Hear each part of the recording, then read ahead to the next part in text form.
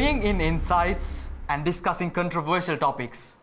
This is Charana TV Seethala Eethala, Sri Lanka's #1 prime time intellectual program of the youth.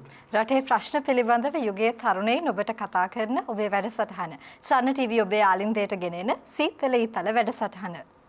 Let's look at our 6 speakers.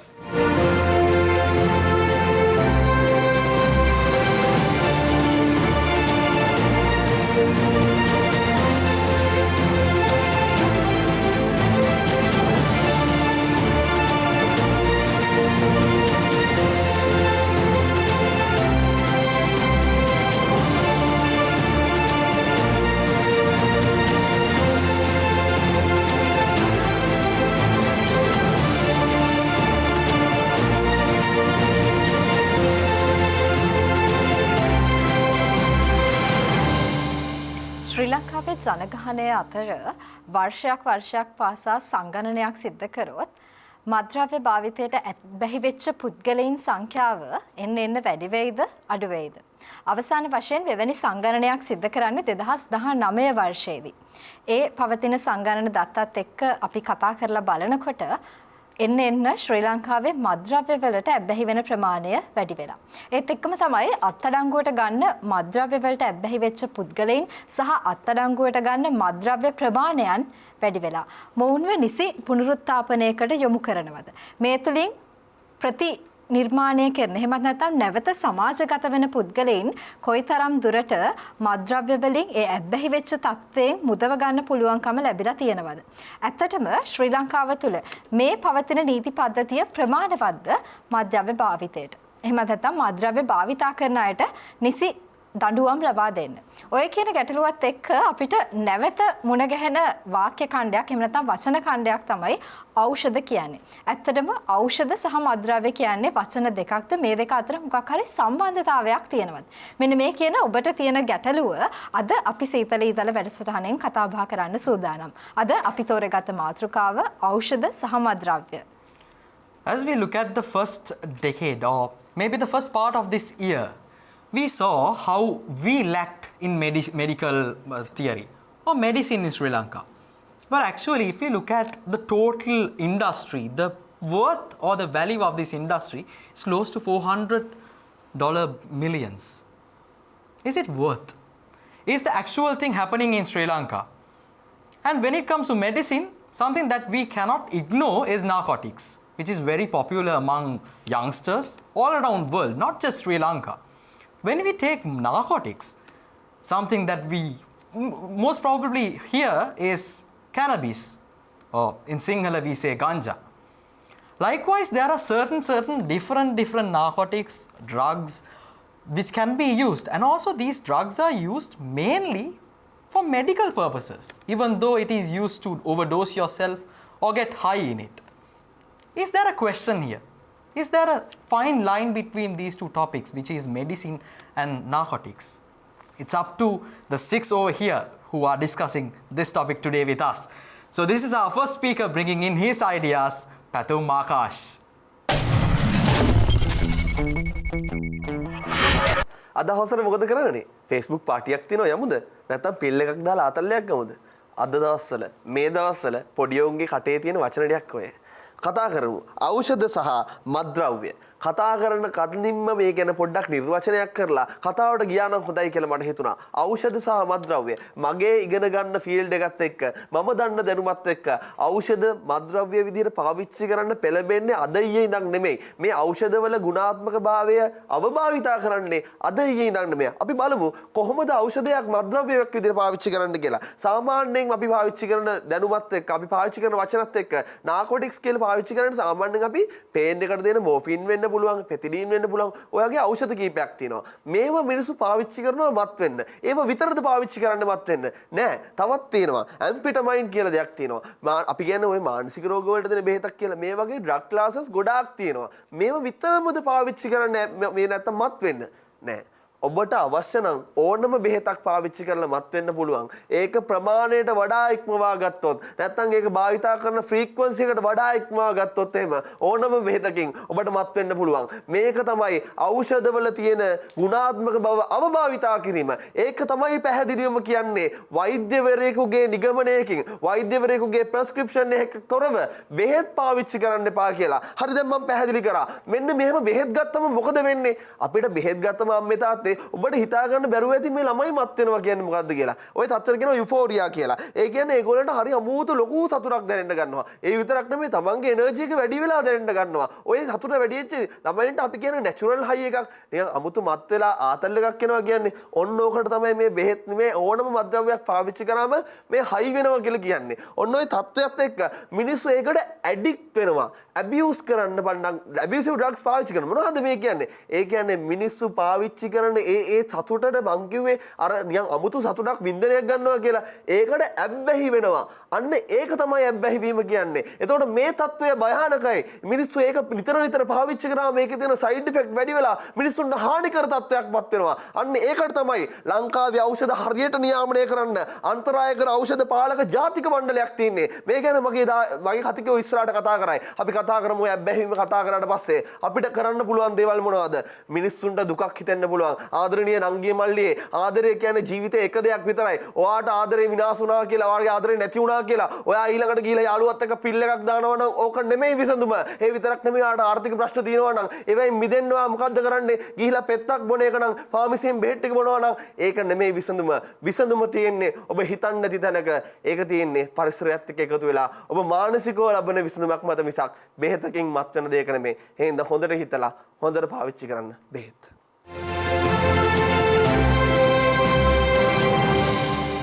Thank you very much, Pathum, for bringing in the fine line between medicine and narcotics. Like he mentioned, it's just the misuse that happens. If you actually use the medicine without any prescription, it is actually illegal. Even though certain pharmacies do allow certain drugs without prescriptions. But actually, the bad thing about it is you'll get addicted. You become addicted to certain things where you won't be able to come back in your life. Likewise, like Pathum mentioned, let me bring in certain part of a narcotic that I have learned. Maybe you have heard about Pablo Escobar, someone very popular among narcotics or drug trafficking actually. He was the king who brought in cocaine to this world. He was the person who extracted and distributed all around. Even though it was available, still the distribution was not yet up to standard. But he made sure that happened. So are you another Pablo Escobar? Or are you someone else? So make sure how you draw that line between these two topics. That's up to you. ඇත්තටම ලහන අපි සීතල ඊතල වැඩසටහන පුරාවටමත් කතා කරලා තියෙන දෙයක් තමයි මේ ඕනවට වැඩිය ඕනම දෙයක් ඕනෙම නෑ කියන කතාව. පැතුම්ගේ කතාවෙත් අවසානයේදී අපිට ගන්න තිබ්බ පණිවිඩය ඒකයි. අපි ඖෂධයක් වුණත් ඕනවට වැඩිය එහෙම නැත්නම් අධිමාත්‍රාවකින් භාවිතා කරනවා නම් අවසානයේදී එය ඔබට ඇබ්බැහියක් කරා යන්නට පුළුවන් මත්ද්‍රව්‍යයක් බවට පත් වෙන්න පුළුවන්. අපි බලමු අපේ ඊළඟ කතිකයා මොනවාද කියන්න සූදානම් වෙන්නේ කියලා. මේ ඔසඳී දිසාරා. මත්ද්‍රව්‍ය සහ ඖෂධ මේ වචන ඇහෙනවත් එක්කම අපේ මනසට નિરાයාසයෙන්ම එන්නේ කළු හා සුදු කියලා වෙන් වෙච්ච සංකල්පයක්නේ. ඇත්තටම ඒක එහෙමද? ඖෂධයක් කියන්නේ මොකක්ද? අපි සාමාන්‍ය ඒ කියන්නේ විවහාරේ පාවිච්චි කරන්නේ මේක වෛද්‍ය විද්‍යාත්මක හරි ඖෂධ වේදීමේ හරි අපේ සිරුරේ වෙනසක් ඇති කරන්න භාවිත වන රසායනික ද්‍රව්‍යයක්. අන්න එතනදී අපේ සිරුරට ඒ කියන්නේ මේ ඖෂධයකින් වෙන්නේ මොකක්ද කියලා බැලුවොත් අපේ තියෙන රෝගීමය තත්ත්වයක් වළක්වා ගන්න, ඒක සුව කරන්න, එහෙම නැත්නම් ආතතිය වේදනාව සමනය කරන්න මෙන්න මේ වගේ දේවල් වලට අපි ඖෂධ භාවිතා කරනවා. එතකොට මත්ද්‍රව්‍ය කියන වචනේ ගැන මේ සමාජයේ තියෙන්නේ ඒක අපේ මානසික ක්‍රියාවලීන් වලට බලපෑමක් කරන නීති විරෝධී ද්‍රව්‍ය විදිහටනේ. මෙහෙම තමා අපේ අර්ථකථනය කරන්න පුරුදුලා ඉන්නේ මේ සමාජයේ පසුබිම ඇතුලේ. එතකොට මේ අපි කතා කරොත් මත්ද්‍රව්‍ය වලින් අනිවාර්යයෙන්ම භාවිතා කිරීම තුල අපිට වෙන්නේ අහිතකර බලපෑම. ඒ කියන්නේ මත්ද්‍රව්‍යයක් කියන්නේම අර නැචරල් හයි එක ගන්න. ඒ කියන්නේ අපි ඕවර්ඩෝස් විදිහට පාවිච්චි කරලා අපේ සිරුරට අපි විසින්ම කරගන්න හිතකර බලපෑමක්. හැබැයි වෛද්‍ය විද්‍යාව ඇතුලේ මේ මොෆින් වගේ ඩ්‍රග්ස් තියෙනවා. ඒවා යූස් කරනවා ඒ කියන්නේ වේදනානාශක විදිහට. හැබැයි අන්න ඒ වගේ දෙයක් වුණත් අපි අර පමණ ඉක්මවල මාත්‍රාව ඉක්මවල පාවිච්චි කිරීම ඇතුලේ අහිතකර බලපෑමක් ඒ කියන්නේ මත් වෙන තත්වයක් මෙහෙම දේවල් තමයි අපිට වෙන්නේ. ඒ හින්දා මේක ඇතුලේ මේ කළුයි සුදුයි කියලා සංකල්ප දෙකක් වෙන වෙනම පටල ගන්න නැතුව භාවිතා කිරීම නිවැරදිව කිරීම ඔස්සේ තමයි මේකෙන් අපිට හිතකර ඒ කියන්නේ යහපත් ප්‍රතිඵල ළඟා කරගන්න පුළුවන් වෙන්නේ. ඖෂධ ගැන කතා කරොත් හැම වෙලේම ඖෂධයක් හිතකරද? මෙහෙම ප්‍රශ්නයක් තියෙනවා. එතකොට අපි ওই කැස්සට ගන්න පැණි තියෙනවානේ.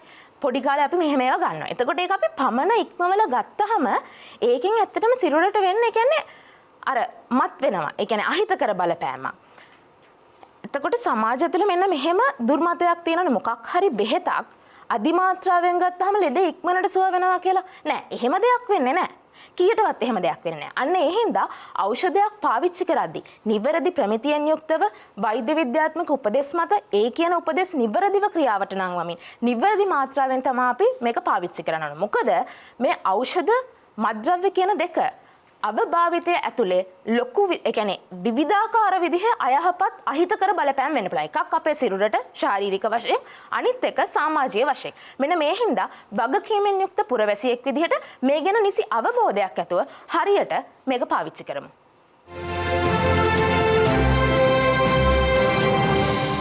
සමහර විට ඔබට හිතනවා වෙන්නට පුළුවන් ඔබේ තියෙන අධික වේදනාව නිසා මම මේ පාවිච්චි කරන බෙහෙත් එහෙම නැත්නම් මේ ඖෂධය වැඩිපුර පාවිච්චි කරොත් එක ටැබ්ලට් එකක් බොන්න තියෙන එක ටැබ්ලට් 3-4ක් එක සැරේ බිව්වොත් මගේ ලෙඩ ඉක්මනට සනීප වෙයි කියලා.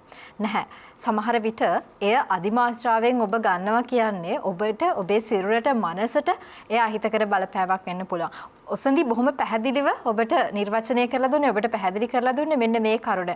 නිසි ප්‍රමිතියෙන් යුතු වෛද්‍ය නිර්දේශයකින් සහිත ඒ નિયમિત මාත්‍රාවට විතරයි ඔබ ඔබේ රෝගයකට අදාළ ඖෂධ ඔබේ සිරුරට එකතු කරගන්නට අවශ්‍ය වෙන්නේ. Exactly, Hiranya. If we look at Osadi's discussion about this medicine and narcotics, we can see how the drugs, or let me rephrase it, narcotics, can actually affect the society itself. She brought in this part into her speech. It says it can affect the people around you, not just you. If you are using drugs or narcotics right now, you might see how your family is suffering. We can see actually, there was a movie where I watched in, I think, Netflix, where a gangster was actually into this narcotics business, and he actually sells this. And when you look at certain apartments, it was happening in USA. It happened actually for quite some time. During that time, you can see how families were suffering. Not just the person who's taking the drugs, but the child, maybe the husband if the wife is using. If the wife is or the husband is using, then the wife. Likewise, it happens towards the society. So we have to take certain steps and realize what we should do, and we should prevent from using narcotics. Better use medicines in a proper way, in a prescribed way. So our next speaker is Dilmit Ranavira.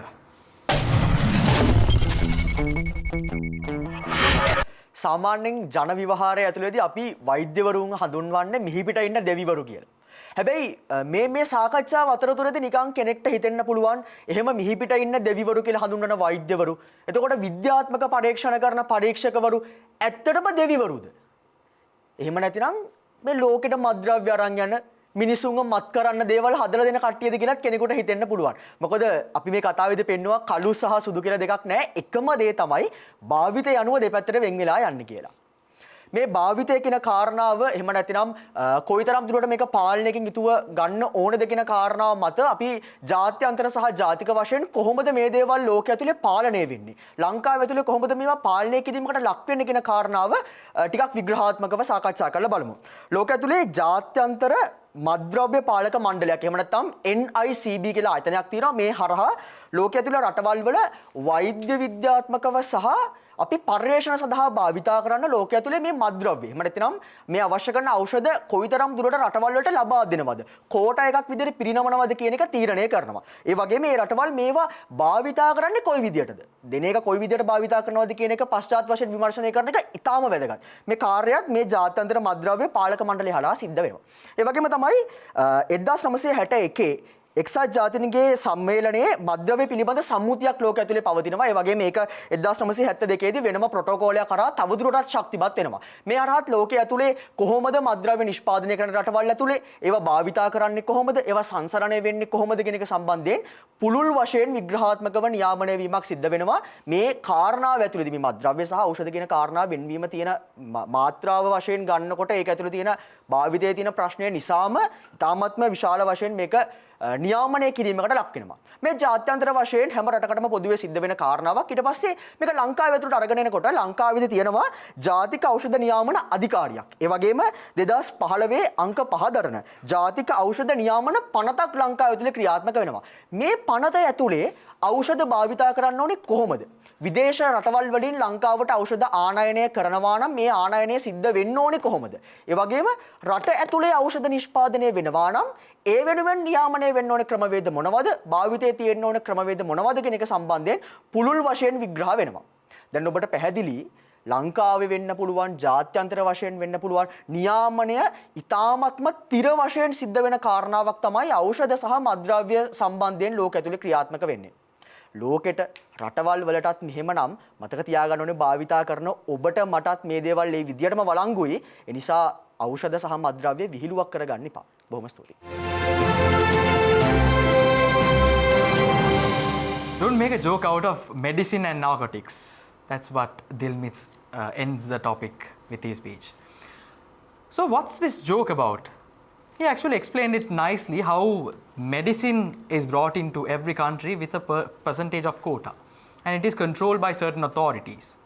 But when I hear his speech, I heard that the regulations were made actually in 2015. The act itself says 2015. How long did it take to make it 2015? That's the question. So day by day, medicine and narcotics are getting advanced and it's spreading worldwide. What's the question? We'll give some chance for you and let's move on to the next speaker. ඇත්තටම ලහන් අපේ රටේ පවතින නීති පද්ධතිය වගේම තමයි ජාත්‍යන්තර වශයෙන් පිළිගත්ත මේ ඖෂධ සහ මේ මත්ද්‍රව්‍ය නිවාරණයට නියාමනයට අවශ්‍ය නීති පද්ධතියක් ලෝකේ තියෙනවා. සමහර විට ඔබ දැනුවත් නැති වෙන්නට පුළුවන්. සමහර විට ඔබ දැනුවත් වුණොත් මොනතරම් දුරකට එහෙම නැත්නම් කොයිතරම් දුරකට මේ නීති ක්‍රියාත්මකයිද කියන ගැටලුව නැවත වරක් ඔබ අපි සියලු දෙනාටම මතුවෙනවා.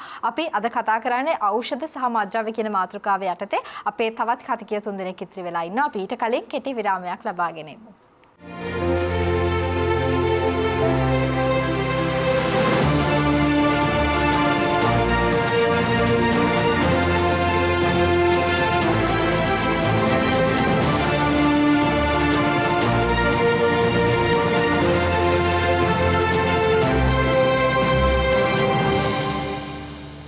You're back with Charana TV Seethala Eethala. We were talking about the topic medicine and narcotics. We are done with 3 speakers and 3 more to go. So our next speaker is Isuru Jayasekara.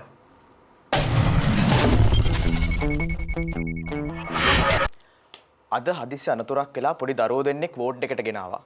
එක දරුවෙක් surgical ICU එකේ, අනෙක් කෙනා වාට්ටුවේ. ICU එකේ පුතාට අමාරුයි. වාට්ටුවේ දරුවාට doctor ඉතා ඉක්මනින් බේතක් ලියලා දෙනවා. ලියන්න කලින් ડોක්ටර් ඒක හැමතැනම තියනවාද කියලා චෙක් කරලා බලනවා. අනේ ඒ බේත නැහැ. එතකොට ડોක්ටර් කිව්වේ තාත්තේ මේක ඉවරයි. මේක ඉමර්ජන්සි එකක්. මේක එළියෙන් තමයි ගන්න වෙන්නේ. මම හැමතැනින්ම බැලුවා. තාත්තා කොලේ අරගෙන දුවගෙන ගිහිල්ලා අම්මට කෝල් එකක් කරන් කියනවා කරාබු දෙක උකස් තියමුද? රත්නේ මාමගේ වීල් එක එනගලා ඉක්මනට හොස්පිටල් එකට එන්න. මේ රජයේ රෝහලක සේවය කරන හෙද නිලධාරියෙක්ගේ Facebook පිටුවේ පළවෙලා තිබ්බ ඉතා සංවේදී සටහනක්. ලංකාවේ රෝහල් වල ඖෂධ සම්බන්ධයෙන් තියෙන කනගාටුදායක තත්ත්වය මේක. අද වෙනකොට ලංකාවේ රෝහල් වල නිතර දෙවේලේ දෛනිකව ඇහෙන අතිශය සාමාන්‍ය සෝචනීය තත්ත්වයක් බවට පත් වෙලා තියෙනවා මේක. සාමාන්‍ය ඔළුව කැක්කුමකට අතේ පයේ ඇඟේ පතේ වේදනාවක ඉඳලා ඊළඟ තප්පරේ ඊළඟ විනාඩියේ ඔබේ මගේ ජීවිතය ජීවත් වෙනවද නැද්ද කියන තීරණය ගන්න තැන වෙනකන් අත්‍යවශ්‍යම සාධකයේ බවට පත් වෙලා තියෙන්නේ ඖෂධ. ඔබට වතුර ටිකක් නැතුව ඉන්න පුළුවන්. ඔබට ආහාර ටිකක් නැතුව ඉන්න පුළුවන්.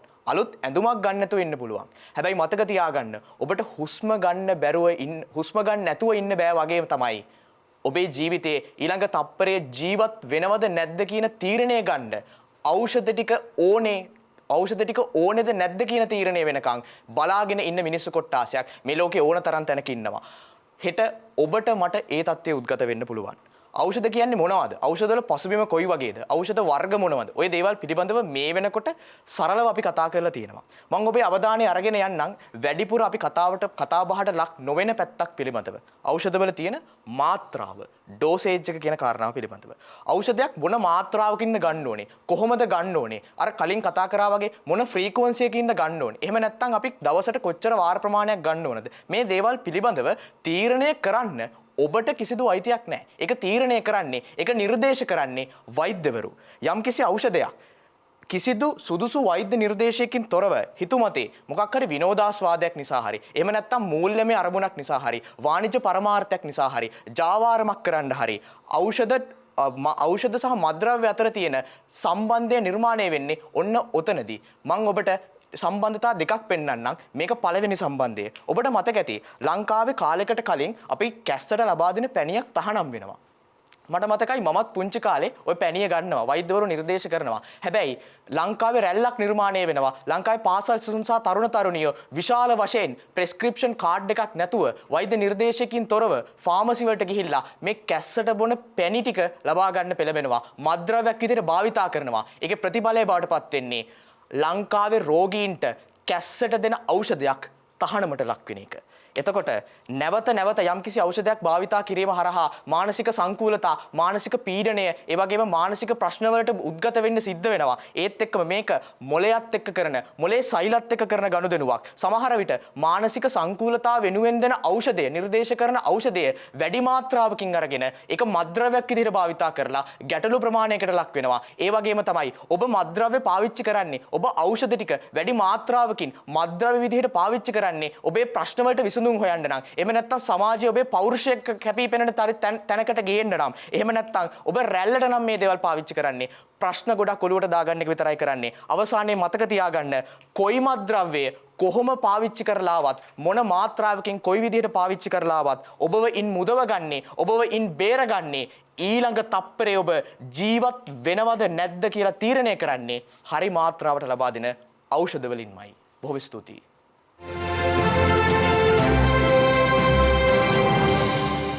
Isuru took a different angle for this topic. How can a dosage change your life? Like he mentioned, even the mass amount of dosage, the thing that you used actually ended up getting illegal. At the end of the day, people who actually need the medicine is not available with it. They don't get that medicine anymore. Now it's illegal. That's a very good point that we haven't actually seen in this in Sri Lanka. We haven't actually considered in Sri Lanka. Should we consider these things? Yes, of course. He told about a Facebook post that is very important, how people struggle in Sri Lanka. Just think about them before you take narcotics or before you overdose yourself with medicine to show off to this world. ඔව් ඇත්තටම ලහන් මේ ඖෂධයක් සහ මත්ද්‍රව්‍යයක් අතර වෙනස එහෙම නැත්නම් කොයි විදිහටද මේ දෙක කාණ්ඩ දෙකකට එහෙම නැත්නම් කොටස් දෙකකට වෙන් වෙන්නේ කියන කරුණ තීරණය වෙන්නේ ඇත්තට මේ ඩෝස් එක එහෙම නැත්නම් මාත්‍රාව කියන කරුණ තුල කියන එක ඉස්සර බොහොම පැහැදිලිව අපිට විස්තර කරලා දෙනවා. එතනින් එහාට ගිහිල්ලා අපි සමහර වෙලාවට අපේ රෝගය සුවපත් කරගන්න භාවිතා කරන ඖෂධ අධිමාත්‍රාවෙන් භාවිතා කරලා අවසාන වශයේදී ඔබ මානසික ව්‍යාකූලතාවයෙන් පෙළෙන පුද්ගලයෙක් බවට පත් වෙන්නත් ඔබම ඒ මඟ පාදා ගන්නවා වෙන්නට පුළුවන්. අනේ නිසා අපි අවබෝධයෙන් භාවිතා කරන්න ඕන දෙයක් තමයි මේ ඖෂධ වෙන්නේ. අපි යොමු වෙමු අපේ ඊළඟ කතිකයත් එක්ක මේ පූර්ණ ලොකු ලියන. සමාජයක් ගත්තට පස්සේ ආර්ථිකයක් ගත්තට පස්සේ මේ දෙකම තියෙන්නේ වර්තමාන සහ අනාගත කියන ශ්‍රම්බලකායත් එක්ක. අන්න ඒකින්ද තමයි ඒගොල්ලෝ ආරක්ෂා කරගන්න ලෝක ඇතුළට ඖෂධ කියන දේ එන්නේ. ඖෂධ කියන දේ ආවට පස්සේ ඒගොල්ලන්ගේ යහපැවැත්ම උදෙසා මෙන්න මේ දේවල් යොදා ගන්න පටන් ගන්නවා. අන්න පටන් ගත්ත ඖෂධ කොහොමද පිළිකා සෛලයක් විදිහට ගෙනල්ලා සමාජයක් විනාශ කරන්න පටන් ගත්තේ. ඔන්න ඔතන ප්‍රශ්නයක් තියෙනවා. ඒතකොට දැන් මේ අයියල කිව්වා වගේ මේ කතික කිව්වා වගේ මේ ලංකාවේ ඇතුළ ගත්තට පස්සේ ලෝකයේ ඇතුළ ගත්තට පස්සේ ඔච්චර සීමා මායෙන් ඒකට යොදලා තියෙනවා නම් ඔච්චර බාධක ටික දාලා තියෙනවා නම් මෙන්න මේ විදිහට තමයි මාත්‍රා ගන්න ඕනේ. මෙන්න මෙහෙම තමයි වෙන්න ඕනේ කියලා ওই දේවල් තියෙද්දි කොහොමද මේක මෙච්චර භයානක දෙයක් බවට පත් වුනේ? කොහොමද කියනවා නම් අන්තරායක ඖෂධ පාලන ජාතික මණ්ඩලයට අනුකූලව ලංකාවේ 2022 වර්ෂයේදී 67900ක පිරිසක් අත්අඩංගුවට ගන්නවා ඔන්න ඔය කියන මත්ද්‍රව්‍ය භාවිතා කිරීමත් එක්ක. ඒක 77.8ක වර්ධනයක් 2021කට සාපේක්ෂව බලනකොට. දැන් ඕක උනේ කොහොමද? සරලවම කියනනම් මේගොල්ලෝ කතා කරපු දේම තමයි එතන සිද්ධ වෙලා තියෙන්නේ. ඒ කියන්නේ ඒගොල්ලෝගේ නිසි අධ්‍යාපනයක් නොමැතිකම. ඕගොල්ලෝ බලාපොරොත්තු වෙනවා නම් 6 වසරේ ඉඳන් 10 වසර වෙනකන් තියෙන සෞඛ්‍ය පොතේ පිටු 200ක් තියෙන පොතක එක පිටුවක එක පරිච්ඡේදයක එක වචනයකින් ලියලා මෙන්න මෙහෙම මත්ද්‍රව්‍ය භාවිතා කිරීම ශරීරයට අහිතකරයි කියන දේෙන් විතරක් අපිට පුළුවන් කියලා ළමයින්ව මත්ද්‍රව්‍ය වලින් ඈත් කරන්න නැහැ. එහෙම කරන්න පුළුවන් කමක් නැහැ. එතනින් එහාට ඇවිල්ලා අපි මේ අද මෙතන කතා කරන දේවල් ළමයින්ගේ මනසට යන්න ඕනේ. අපි අද මේ කතා කරන දේවල් ළමයි දැනගෙන ඉන්න ඕනේ. අන්න ඒතනේදී නම් අපිට පුළුවන් කමක් හම්බ වෙයි ඔන්න ඔය කියන මත්ද්‍රව්‍ය ටික පාලනය කරගන්න. සරලවම කියනනම් කොහොමද? අර අපි කතා කරේ මෙන්න මේ ඖෂධය තියෙනවා. මෙන්න මේ ඖෂධය මේ තව වැඩිපුර ගත්තට පස්සේ අපි ඕවර්ඩෝස් කරාට පස්සේ ඔන්නක මත්ද්‍රව්‍යයක් වෙනවා. අන්න එතකොට ඒක පාවිච්චි කරන්න එපා. ඔන්න ඔතනින් සීමා වුණොත් ඔන්න ඕක ඉනිමගක් වෙයි මත්ද්‍රව්‍ය හොයාගෙන යන කට්ටියට ඔය කියන ඖෂධය ගත්තට පස්සේ අපිට පුළුවන් ඔන්න ඔය ඖෂධයත් එක්කලා ඒක මත්ද්‍රව්‍යයක් කරගෙන මත් වෙන්න. ඔන්න ඔතෙන්ට ඔය අධ්‍යාපනයේ සීමා කරන්නේ නැතුව ඔතනින් එහා පැත්තට ආවට පස්සේ මත්ද්‍රව්‍ය භාවිතා කරාම ඔයාට මොකද වෙන්නේ? මේ ඖෂධය වැඩිපුර ගත්තම මත් වෙනවා නෙමෙයි. ඔයාට මොකද්ද වෙන්නේ කියන දේ අපිට අනිසි අධ්‍යාපනයක් තුලින් ලබා දෙන්න පුළුවන් නම් අන්න ඕක සමාජයක් ආරක්ෂා කරන තැනකට අපිට ගෙනන්න පුළුවන් කමක් හම්බ වෙයි. බොහොම ස්තුතියි. සීතල ඊතල වැඩසටහනේ ලහන් මූල බීජය අපි කොතරද කියලා හොයලා බැලුවොත් ඇත්තටම අපිට හම් වෙන තැනක් තමයි මේ අධ්‍යාපනය කියන්නේ. අධ්‍යාපන රටාව වෙනස් වෙන්න ඕනේ. අපි දරුවන්ට මේ දැනුම දෙන විදිහ වෙනස් කරන්න ඕනේ. අපි පොතේ විතරද දැනුම ලබා දෙන්න ඕනේ. අද අපි මේ ඖෂධ සහ මත්ද්‍රව්‍ය කියන මාතෘකාවට ආවහමත් අපිට පූර්ණ පැහැදිලි කරලා දීපු විදිහට විශේෂයෙන්ම දරුවන් කියන කණ්ඩායම ඇයි මේ මත්ද්‍රව්‍ය භාවිතයට යොමු වෙන්නේ? ඇයි එයින් මිදෙන්නට බැරි? ඇයි ඔවුන්ට මේ පිළිබඳ දැනුමක් අවබෝධයක් නැත්තේ කියන තැනට ආවහම අපේ අධ්‍යාපන රටාවේ අපේ අධ්‍යාපන පද්ධතිය අපේ සිලබස් එක ඇතුලේ අපිට කොතනදද කියලා දෙන්නේ ඇයි අපි මත්ද්‍රව්‍ය භාවිතා කරන්න ඕනේ නැත්තේ මත්ද්‍රව්‍ය භාවිතා කරොත් මොකද වෙන්නේ කියලා. බොහොම ස්තුතියි අපූර්ණ මේ දේ අපිට අරගෙන ආවට මේ කරුණ අපිට සංවාද වටේදී අනිවාර්යයෙන්ම මේ පිළිබඳ වැඩිදුරටත් කතා කරන්න ඉඩකඩ අවකාශය තියෙනවා. Thank you, Purna. Like you mentioned, how this the education about medicine is very important. Because as we know, I'm pretty sure when you're like watching this program right now, this may be the first time you're getting to know about certain things. But actually, in your real life, maybe you did use it at certain point in your life. But for some good reason, you are here. You are not doing drugs or maybe narcotics. So think about the life that you spent before listening to these speeches. But right now, looking at the topic, make sure the education system is also up to standard. Like Purna mentioned, it doesn't matter whether you have one line in your health science book saying don't use drugs. It doesn't matter because that doesn't change the education system. There should be a proper system to make sure every student is looked upon. So to talk more about this topic, this is our final speaker, Praneeth Vijayasekara. ඖෂධ මත්ද්‍රව්‍ය ඇත්තටම මේ දෙකක්ද? එහෙමත් නැත්නම් මේ දෙකම එකක්ද? අපේ මේ අනෙක් කතිකයොත් කිව්වා වගේ ඇත්තටම ඖෂධ කියන දේ නිසි මාත්‍රාවකට අනුව වෛද්‍ය නිර්දේශය මත ලබා ගත්තොත් ඒ ඔබගේ ලෙඩ රෝග සුව කරන, වේදනාව සමනය කරන ඊටාම යහපත් ඖෂධයක්. හැබැයි මේ ඖෂධ කියන දේ ඔබ නිසි මාත්‍රාවකින් තොරව අවභාවිතයට ලක් කරොත් එහෙම ඒ ඔබගේ ශරීරයට කිසිසේත්ම සුවදායක දෙයක් නෙමෙයි. එය ඔබට නොදැනීම අන්තරාය ඖෂධයක් එහෙමත් නැත්නම් මත්ද්‍රව්‍යයක් බවට ඉබේම පරිවර්තනය වෙන්න පුළුවන්. සමහරක් විට ඔබ මේ ඖෂධය ගන්නේ මං මත්ද්‍රව්‍යයක් පාවිච්චි කරනවා කියලා හිතලා නෙමෙයි වෙන්න පුළුවන්. හැබැයි ඔබ නොදැනීම ඔබ අරන් තියෙන අධිමාත්‍රාවෙන් නම් එය මත්ද්‍රව්‍යයක් වෙනවා. ඒකේ අතුරු ප්‍රතිවිපාක ඔබට විඳින්නට සිද්ධ වෙනවා. මොකද්ද මේ මත් වෙනවා කියලා කියන්නේ? ඇත්තට මේ මත් වෙනවා කියලා කියන්නේ ඔබගේ ශරීරයේ තියෙන යහපත් රසායනික ක්‍රියාවලියට බාධා එල්ල කරලා ඒ රසායනික ක්‍රියාවලිය විකෘතිභාවයට පත් කිරීම. අපි දන්නවා අපි ලෙඩ වෙන්නේ අපේ රසායනික ක්‍රියාවලියේ අයහපත් විපර්යාසයක් නිසා. අන්න ඒ නිසා තමයි වෛද්‍යවරු නිසි මාත්‍රාවකට අනුව ඔබට ඖෂධ ලබා දෙන්නේ ඒ වෙනස් වුණ රසායනික ක්‍රියාවලිය නැවත යථා තත්ත්වයට පත් කරන්න. හැබැයි ඔබ ඒ යථා තත්ත්වයටත් එහා ගිහිල්ලා අධි මාත්‍රාවෙන් ඖෂධ ලබා ගන්නවා නම් ඔබට අනිවාර්යයෙන්ම ඒකේ අතුරු ප්‍රතිවිපාක විඳින්නට සිද්ධ වෙනවා. මගේ මතයේ විදිහට අපිට පුළුවන් ඖෂධයක් මත්ද්‍රව්‍යයක් විදිහට භාවිත කරන්න. හැබැයි අපිට බෑ මත්ද්‍රව්‍යයක් ඖෂධයක් විදිහට භාවිත කරන්න. අන්න ඒ නිසා මම කියනවා මේ ඖෂධය සහ මත්ද්‍රව්‍ය කියන්නේ අනිවාර්යයෙන්ම වර්ග දෙකක්. අපි මත්ද්‍රව්‍ය ගැන කතා කරනකොට මේ මත්ද්‍රව්‍ය වලින් අපිට සිදුවෙන හානි අනුව විවිධාකාර වෙනවා. උදාහරණයක් වශයෙන් අපි දන්නවා සාමාන්‍ය සමහර මත්ද්‍රව්‍ය තියෙනවා අපේ ශරීරයට ඉතාමත් අහිතකර සෑහෙන විනාශකාරී අත්දැකීමක් ලබා දෙන. උදාහරණ වශයෙන් කොකේන්, හෙරොයින්, අසිස් වගේ මත්ද්‍රව්‍ය. මේවා ලංකාව තුළ නීති විරෝධී මත්ද්‍රව්‍ය කියන කැටගරි එක එහෙම නැත්නම් ඉල්ලීගල් ඩ්‍රග්ස් කියන කැටගරි එකට තමයි දාලා තියෙන්නේ. ඒ වගේම තවත් සමහර මත්ද්‍රව්‍ය තියෙනවා මේ කොකේන් තරම් ශරීරයට අහිතකර වෙන්නේ නැහැ. නමුත් සාමාන්‍යයෙන් සැලකිය යුතු මට්ටමේ ශරීරයට හානියක් වෙනවා.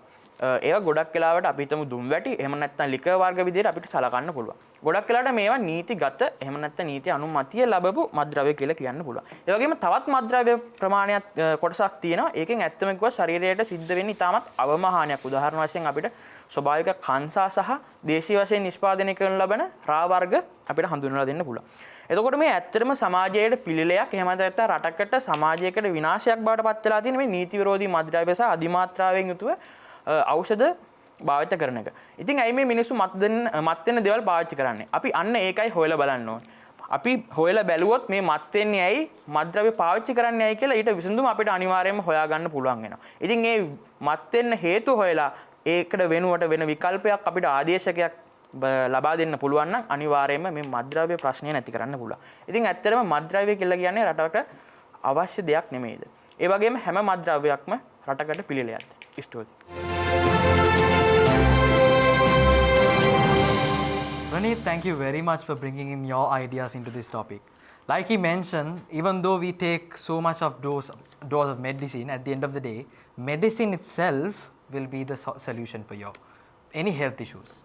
So make sure that when you are using certain medicines, make sure you use it according to the proper dosage. Don't make it a habit or make it a fun in your life to maybe overdose yourself and maybe get high and just stay somewhere else. It's not life. There's so much to it. Like we can see, there are 6 speakers who are talking here.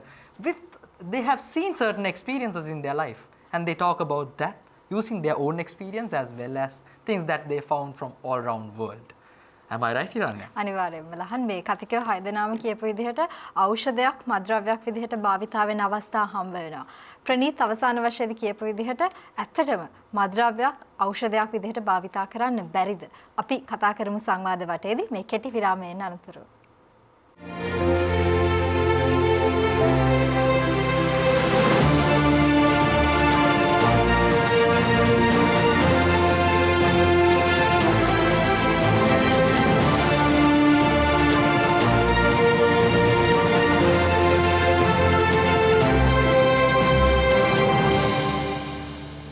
You're back with Charana TV Seethala Eethala. We had the speakers round and the topic was medicine and narcotics. So we are back with the discussion rounds. Let's see what our 6 speakers have to discuss in this round. Hiranya? ඊට කලින් ලහන් මම අර අපි break එකට යන්න කලින් මම පොඩි ප්‍රශ්නයක් එක්ක කියපු නිසා මම කැමතියි එතනින් පටන් ගන්න. ඇත්තටම ඖෂධ අධිමාත්‍රාවෙන් භාවිතා කිරීම මත්ද්‍රව්‍යයක් වෙන තැනක අපිට මත්ද්‍රව්‍යයක් ඖෂධයක් විදිහට භාවිතා කරන්න පුළුවන්. සමහර විට අපිට තියෙන දුකක් මොකක් හරි තියෙන අපහසුතාවයක් අවම කරගන්න එහෙම නැත්නම් නැති කරගන්න කියලා හිතාගෙන සමහර කෙනෙක් මත්ද්‍රව්‍යයක් භාවිතා කරනවා වෙන්න පුළුවන්. මට මේකෙන් සහනයක් ලැබෙයි කියන පරමාර්ථය ඇතුව. ඇත්තටම එතන මොකක් හරි තියෙනවද සත්‍යතාවයක් එහෙම නැත්නම් නිවැරදිතාවයක් තියෙනවද? නෑ. මම හිතන්නේ සහ මම ඉගෙන ගන්න අපි දන්න වෛද්‍ය විද්‍යාව අනුව ඖෂධයක් මත්ද්‍රව්‍ය විදිහට පාවිච්චි කරන අවස්ථා උනතරම් අපි දකිනවා. හැබැයි මත්ද්‍රව්‍යයක් ඖෂධයක් විදිහට භාවිතා කිරීමේ කිසිම අත්වෙන වාසියක් නැහැ. ඒ කියන්නේ වෛද්‍ය විද්‍යානුකූලව ගත්තත් ඖෂධ වලින් මත්ද්‍රව්‍ය වලින් කරන්නේ විශේෂයෙන් මත්ද්‍රව්‍ය වලින් කරන්නේ අපි ස්නායු පද්ධතියත් එක්ක මොලේ සෛලත් එක්ක ස්නායු පද්ධතියත් එක්ක කරන ගනුදෙනුවක් ඒක. දැන් රසායනික ක්‍රියාවලිය අපේ අපි දන්නවා මොලේ සෛල පැත්තට නෙවෙයි, නරක පැත්තට. ඒ කියන්නේ මොලේ සෛල අතර තියෙන රසායනික ක්‍රියාවලියක්නේ රසායනික උත්තේජනයක් වෙන්නේ. එතකොට මත්ද්‍රව්‍ය වලින් සමහර විට රසායනික නිෂේධන ක්‍රියාවලියක්. ඒ කියන්නේ අපි කියන්නේ ඉන්හිබිෂන් එකක් කරනවා වගේම ඉන්ඩියුස්. කියන්නේ උත්ප්‍රේරණයක් කරන්නත් පුළුවන්. එතකොට ඉන්හිබිට් කරනවා කියන එකෙන් කරන්නේ අර ඒක අර වැරදි පැත්තට කරන එක. ඒ කියන්නේ රසායනික ක්‍රියාවලි අඩපණ කිරීමක් කරන්නේ. එතකොට ඒක අපේ මානසික සංකූලතා, මානසික පීඩනය, මානසික ආතතිය, සාහංකාව, ඒ වගේ අර මානසික ගැටලු ටික ඇති කරනවා. ඒ වගේම අර අධික උත්ප්‍රේරණය කිරීම. දැන් අපි දන්නවා ඕනම දෙයක් අධිකව වුණොත් එහෙම ඒක හානිකර බලපෑමක්. ඒතකොට උත්ප්‍රේරණය කරනවා, ඉන්ඩියුස් කරනවා කියන එක උනත් අධිකව කරන්නේ මත්ද්‍රව්‍ය වලින්. අර අපි අර කතාවේදී කිව්වේ අර අමුතු චිල් එකක් එනවා කියලා. ඒ අමුතු චිල් එකක් සහ අර ඔකේගේ අර අපි සාමාන්‍ය ව්‍යවහාරේ පාවිච්චි කරන අර අහසට යනවා, අමුතු ආතල්ලයක් එනවා. ඒ කියන්නේ අපේ අර රසායනික ක්‍රියාවලිය ඕනෑවට වඩා උත්තේජනය වෙලා. එතකොට ඩොපමින් ගැන පොඩ්ඩක් කියනවා. කියන්නේ අපේ තියෙනවා ඔය මොලේ රසායන සංයෝජන ඩොපමින් කියලා ඒක රිලීස් වෙන එක වැඩි වෙනවා සමහර ඖෂධ. ඔය ඉන්ඩියුස් කරනවා කියන්නේ. එතකොට තමයි අර අපේට උපරිම සතුටක් කර මං කිව්වේ අර යුෆෝරියා කියලා තත්වයකට එනවා කියලා. ඒක තමයි පැහැදිලි කරන්නේ. දැන් රසායනික සම්ප්‍රේෂණයක් නේ තියෙන්නේ. ඔය සම්ප්‍රේෂණේ වැඩිපුර උත්තේජනය කරනවා. ඒතර වැඩිපුර උත්තේජනය කිරීම මොලේට හොඳ නැහැ. ඒ වගේම අපි නිකන් අර తాවකාලිකව යම් සතුටක් මිනිසුන්ට తాවකාලිකව යම් කිසි චිල් එකක් සතුටක් හම් වෙනවා විතරයි.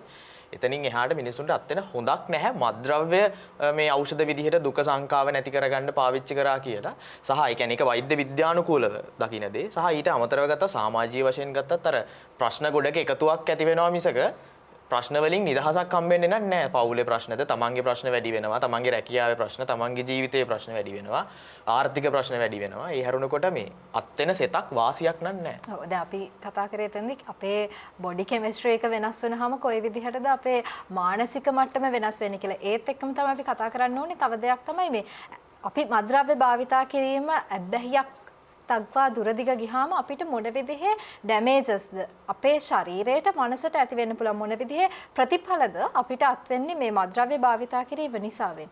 අපි කතා කරමු ඒ ගැන.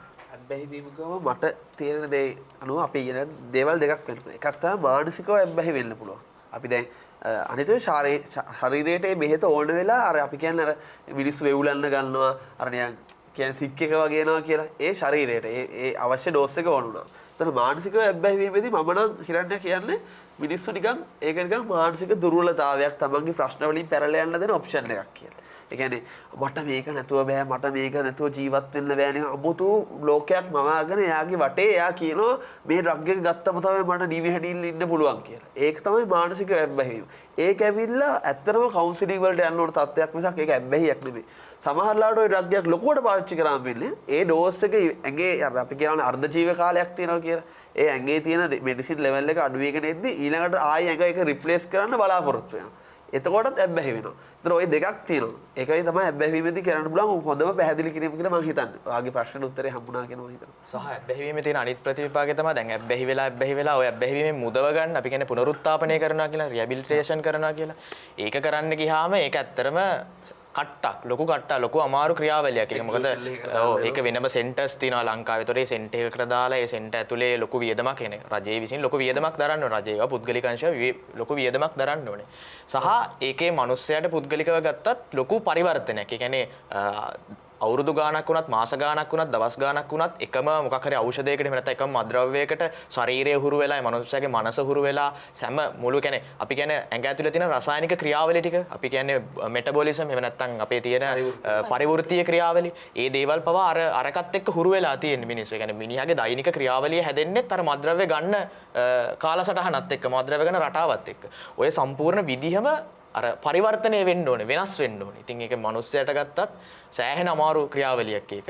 සහ ඒක ආයතනයකින් ගත්තත් ලොකු අමාරු දෙයක්. තාවන කඳවුරු වගේ දේවල් මේක සාර්ථකද? කන්ද අනිවාර්ය කියන්නේ කන්ද කාඩු වගේ ඒකෙදි කරන්නේ අර දැන් අපි මිනිස්සෙක් අපි තව යම් කිසි ඖෂධයක් ගත්තා. ඒ ගත්තට පස්සේ ඒක ලෙවල් එකකට පාවිච්චි කරගෙන එනවනේ. ඒ ගන්න amount එක dosage එක තියෙනවනේ, frequency එක එයාට එන්න එක අඩු කරනවා.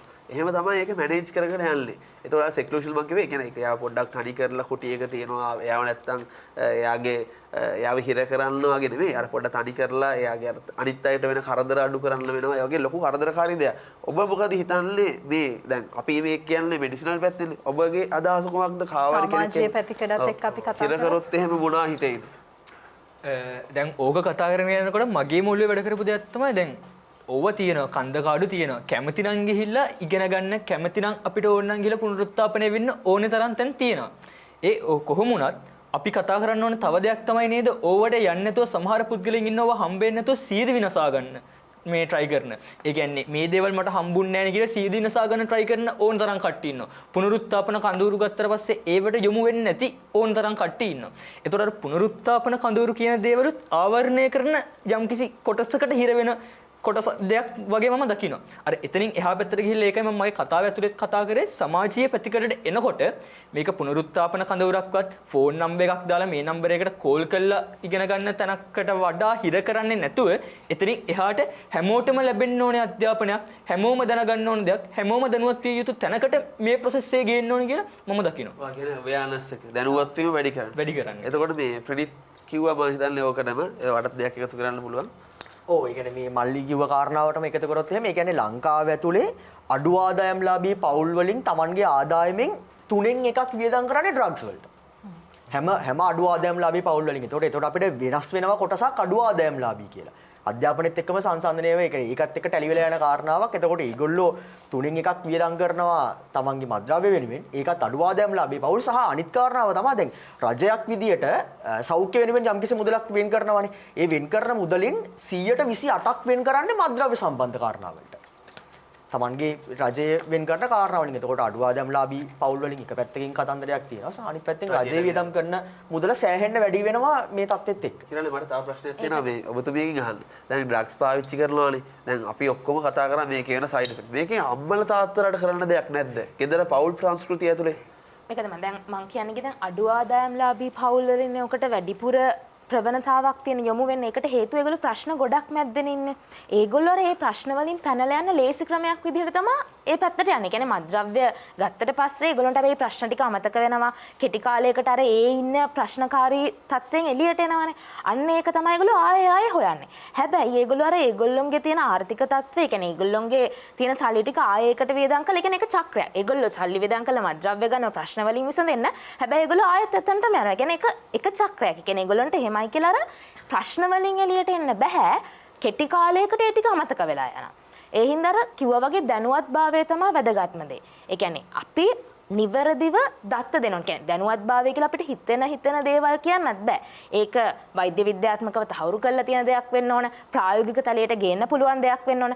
මෙන්න මේ දේවල් එක්ක තමයි දැනුවත්භාවය ලබා දෙන්න ඕන. ඉතින් අම්මලා තාත්තලා වුණාම මේ සමාජයේ තියෙන දේවල් අර අපි කියන්නේ ඕපන්ලි කතා කරන්න පුළුවන් දෙයක් ඒ කියන්නේ ළමයි එක්ක හදා ගන්න ඕන කියලා. ඒක අර අදාළ විදිහට හරි ආකාරයෙන් ළමයාට දැනුවත්භාවය ලබා දෙන්න ඕන. එතනින් තමයි අපිට ওই ප්‍රශ්නෙට හොඳම විසඳුම හොයන්න පුළුවන්. මටත් දෙයක් කියන්න ඕනේ. දැන් අපි ඇවිල්ලා දැන් මේ මත්ද්‍රව්‍ය ගැන සෑහෙන කාලයක් තිස්සේ මිනිස්සු දැනුවත් කරනවා. මේකේ ප්‍රතිවිපාක දැනුවත් කරනවා. මේක ගත්තම් මෙහෙම වෙනවා. ඒ හැමදේම කිව්වත් මිනිස්සු අනිවාර්යෙන් මත්ද්‍රව්‍ය වලට පෙළඹෙනවා. මොකද එයාලා ඒකෙන් ලබන තෘප්තියක් තියෙනවා. අපි හොයා ගන්න ඕනේ ඇයි දැන් මේගොල්ලෝ මොකටද මේ මත්ද්‍රව්‍ය පාවිච්චි කරන්නේ? මොකක්ද ඒකෙන් ලබන තෘප්තිය? නිකන් හරි දැන් අපිට පුළුවන් නම් මොකක් හරි පරීක්ෂණයකින් හොයාගෙන මේගොල්ලෝ මේකෙන් මේ ලබන තෘප්තිය අපි හිතමු මේ අහිතකර මත්ද්‍රව්‍ය එහෙම නැත්නම් ඖෂධ අධිමාත්‍රාවකින් ලබා ගන්න එක වෙනුවට අපිට ඒ වෙනුවට මොකක් හරි ආදේශකයක් ලබා දෙන්න පුළුවන් නම් එයාලට ඒ තෘප්තියම ලැබෙන ශරීරයට අහිතකර වෙන්නේ නැති හානිදායක වෙන්නේ නැති අපි දැන් උදාහරණයක් විදිහට ගත්තොත් දේශීය වශයෙන් නිෂ්පාදනය වෙන රා කියන එක ඇත්තටම ස්වභාවික. මොකද කිතුල් මලෙන් තමයි ගන්න. කිතුල් පැණි අපි පාවිච්චි කරනවා, හකුරු පාවිච්චි කරනවා. ඒකම දිගු කාලීන ක්‍රියාවලියකින් තමයි මේ කිතුල් රාබාටපත් වෙන්නේ. එතකොට ඒක ඇත්තටම කිසිම ආටිෆිෂල් දෙයක් නෑ, තනිකර ස්වභාවික දෙයක්. එතකොට අපි හිතමු දැන් අපිට ඒ දේ අපි ඒ අර ගන්න අහිතකර කෘත්‍රිම මත්ද්‍රව්‍ය වෙනුවට මම මේ මත්ද්‍රව්‍ය ප්‍රොමෝට් කරන්න නෙමෙයි. නමුත් අර ඒගොල්ලෝ ඒ ලබන තෘප්තිය නැති වුණාම ඒගොල්ලෝ දිගටම හොයන්න ගන්නේ. හැබැයි ශරීරයට අහිතකර වෙන්නේ නැති ඒ තෘප්තියම ලැබෙන අපි වෙන දෙයක් එයාලට ඉන්ට්‍රොඩියුස් කරලා දෙනවා.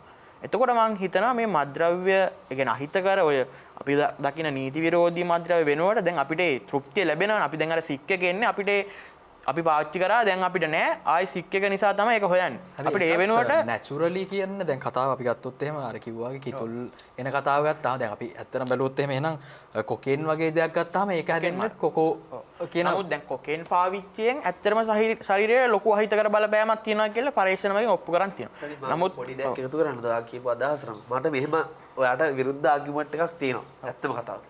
මිනිස්සු ශිෂ්ටාචාර ගත වෙද්දිමයි ඒ කාලේ ඉඳන් ප්‍රාග් ඓතිහාසික මානවය කාලේ ඉඳන් මිනිස්සු මත් වෙන්න පුරුදු වෙලා තියෙනවා. ඒක අපේ හැකියම තියෙනවා. මිනිස්සු තරන්න මේ සතුටුත් කරනවා. හරිද ප්‍රති? එතකොට ප්‍රශ්නේ තියෙන්නේ අපිට මේක මිනිස්සුන්ගෙන් ඇයින් කරන්න ඈත් කරන්න බෑ.